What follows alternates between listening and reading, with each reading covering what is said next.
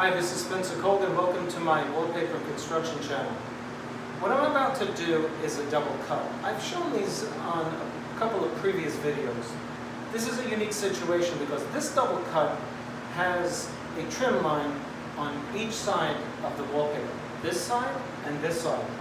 And the manufacturer decided that in order to guide the wallpaper hanger to make a straight cut, that they're gonna put a trim line in the wallpaper. So if the cameraman just brings the camera over here, I'll show you what I'm talking about. This is what I'm talking about, this vertical line that you see every 12 inches here. So what do you do with this line? Well, it's 1/8 of an inch from this dead space edge that's coming off to the end of this trim line. Now, it gets very confusing, but I'll just tell you this, and you'll never forget it. You overlap the wallpaper. So I like to hang from left to right. You might like to hang from right to left. So when you're hanging from left to right, you take the right sheet of wallpaper, overlap it onto the left. Now, I don't like the trim lines, okay? I'm going to come up with my own method of installation because the trim lines aren't always true, especially if you manipulate the wallpaper and you're pulling it and it stretches. Think about what that would do to your trim line. Your trim line would be a little over here and a little over there when you're going down a long wall like this one. So what I do is this. This pattern is constant. So what I did was I took the edge of this paper, this white line, and I said, what's my space between the white line and the black pattern? And it's 1/8 of an inch. I don't want anything to do with the trim line. I'm making up my own cut. And if that's consistent from top to bottom, I know that my sheets are parallel, perfectly straight side by side to each other.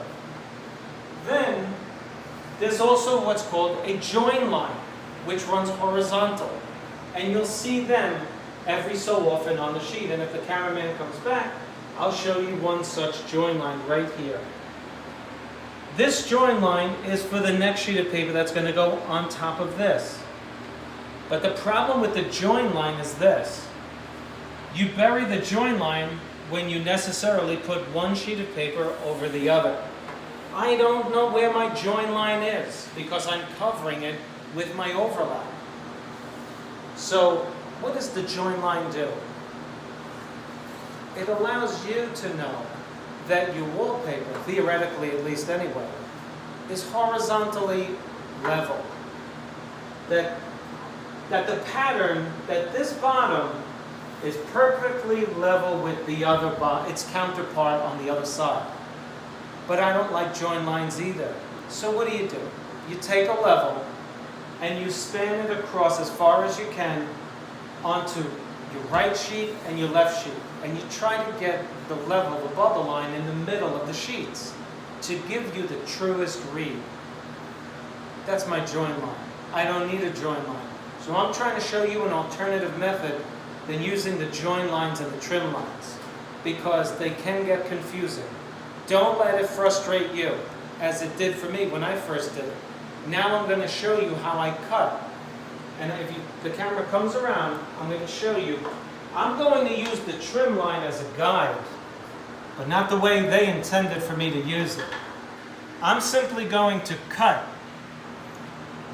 to the right of my trim line at about 1/8 of an inch. Not only will I eliminate the trim line on this sheet, but I'm going to eliminate the trim line. See that mark in there? I'm going to eliminate it in there. So when I cut my wallpaper, I'm doing a double cut, meaning I'm cutting through the top layer and the layer over which I'm placing this top sheet. I'm going to cut in between the trim lines, keeping my guide consistently about 1/8 of an inch to the right of the trim guide line. And there you have it. After that, I'm going to have a perfectly straight line. And my sheets are going to match up. Why? Because I'm making the seam. Okay, let's do it.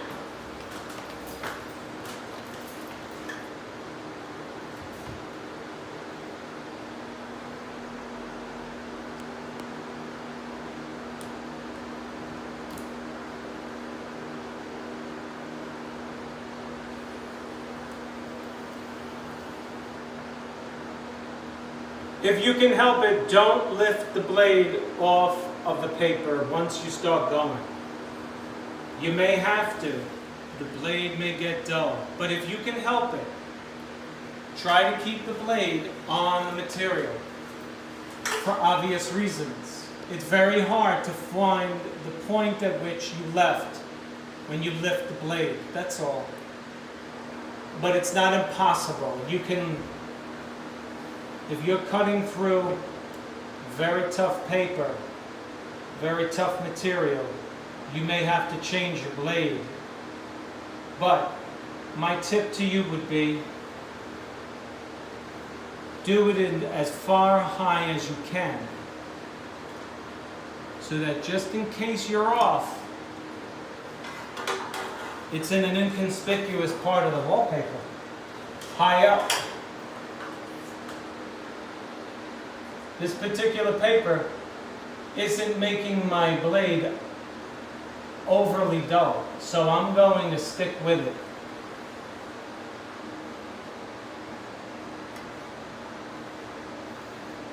So again, I'm using the trim guide as a reference to stay consistently away from it. Notice I'm using my pinky finger the way you would a compass. Is that the tool? What's the thing where you put a pencil in it and you use the thing? Is that a compass? Yeah, compass. So I'm using my pinky as a very important part of this procedure that I should tell you about. It's keeping my blade going straight. I'm helping my blade stay straight. It's just a mechanical thing. I want to keep it nice and straight, so I'm using my finger to help my hand stay straight. So far, so good.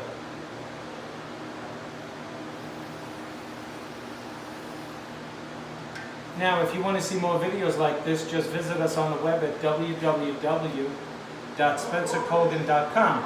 If you find yourself in need of fine wallpaper, you can reach my favorite wallpaper distributor at wallpaperboulevard.com. Visit us on the web, on YouTube, or you can call us at 813-666-7002.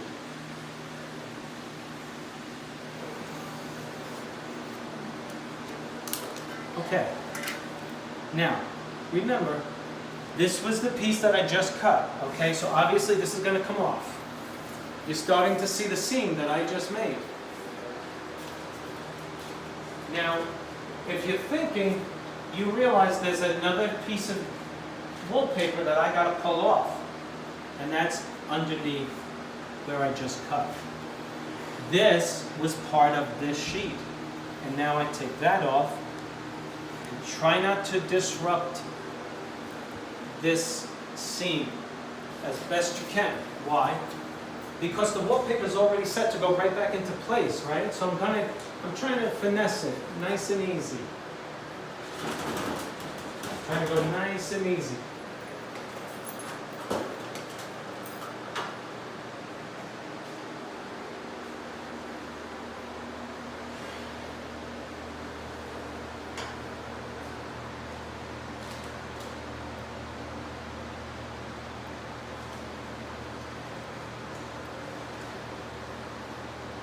Okay. Nice and easy. Because you let the wallpaper relax and you leave this under there for a while as you glue your next sheet, okay? And so it tends to get very soft and saturated. So I'll leave you with the final, see how it now just sits in place? See how beautifully? Look at that seam. You can do this too. If you follow those simple steps, if you exercise a little patience, this is not beyond your ability to do this. Trust me when I tell you.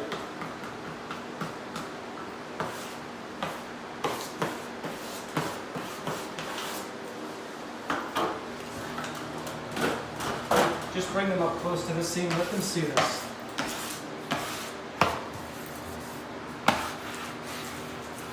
Just a little tip on mending your seams, right? This smoother, it's not your typical Roman smoother, which is a little soft. This is a little firm. Now I run it parallel, meaning as close to the wall as I can, because the seam is already made. I just want to push away any excess glue that might be in the way. And look at the beautiful mending. If you rub it like this and you don't feel it, your finger doesn't feel that one sheet is higher, your seam is set. All you want to do is just clean it up and just lay it down. That's all you're doing here. Wipe it down. Again, this is Spencer Colgan. Thanks for watching my wallpaper channel. Visit us on the web. Click on like and do me a favor. Subscribe to my channel. And don't forget about wallpaperboulevard.com. The greatest selection and the greatest deals. Thanks a lot.